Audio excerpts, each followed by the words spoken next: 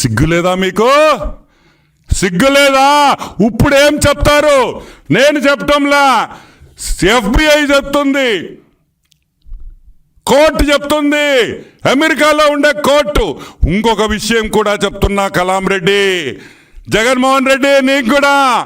నువ్వు అనుకుంటున్నావేమో ఇక్కడ సిబిఐ కేసులు జరిగినట్టు, ఈడీ కేసులు జరిగినట్టు 14 సంవత్సరాల నుంచి 28 సంవత్సరాల వరకు నడిపిస్తానని. ఈడేమి రాశారు తెలుసా? Jury trial by demand. Jury trial by demand అంటే ఏందో తెలుసా? అది ఎక్స్ప్లెయిన్ చేస్తా. చాలా ఇంట్రెస్టింగ్ సబ్జెక్ట్. జ్యూరీ అంటే మన ఇండియన్ కోర్ట్స్లో జడ్జి ఉంటారు, జడ్జి గారే జడ్జిమెంట్ ఇచ్చేస్తాడు. అమెరికాలో అట్ట ఉండదు. ఒక జ్యూరీ ఉంటుంది. ప్రజల్లో నుంచి ఒక 20-30 మందిని ఎంచుకొని, ఆ 20-30 మంది అంటే ఆ జ్యూరీ వాళ్ళు చెప్తారు ఇతను తప్పుడు చేశాడా లేదా అని. కాబట్టి తప్పించుకోలేవు అని కూడా నేను మనవి చేస్తా ఉన్నా. This is a trial by the jury.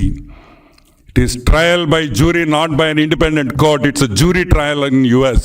కరెక్ట్గా సంవత్సరం లోపల జడ్జిమెంట్ వచ్చేస్తుంది. రెడ్డి గారు, మీరు ఎవరెవరు ఇన్వాల్వ్ అయి ఉండారో దీంట్లో అందరు ఇంగ్లీష్ బాగా నేర్చుకోండి. అమెరికా జైల్లో బ్రెడ్ ముక్కలే పెడతారు. మీరు అన్నం తినడం ఆపేయండి జగన్మోహన్ రెడ్డి. బ్రెడ్ తినడం నేర్చుకో. బ్రెడ్ జామే ఇస్తారు. ఇక్కడ మన జైలులు కాదు నాయన.